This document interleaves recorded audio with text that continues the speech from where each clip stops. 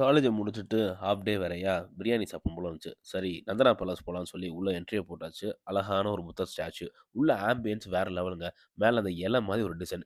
நம்ம இலைய அப்படியே குளிப்பாட்டி ரெடியா வச்சிருந்தோம். பிரியாணி ஆர்டர் பண்ணிட்டு, சரி அப்படியே ஒரு சிக்கன் பெப்பர் சூப் சாப்பிட்டு மங்களகரமா ஆரம்பிக்கலான்னு ஒரு சூப்ப ஃபர்ஸ்ட்டு குடிச்சு முடிச்சாச்சு.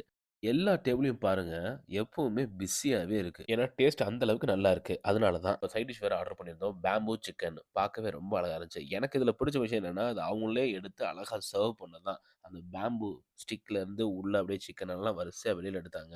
குவான்டிட்டி ஒண்ணும் குறை சொல்ல முடியாது. ஒரு 3 பேர் சாப்பிடுற அளவுக்கு தாராளமா இருந்துச்சு. ஒரு ஆளுக்கு ஆல்மோஸ்ட் ஒரு 3, 4 பீஸ் வர்ற மாரி இருந்துச்சு. இதுல ஹைலைட்டு இந்த வெள்ளரிக்கா, அந்த லெமன், மின்ட் சட்னி வேற.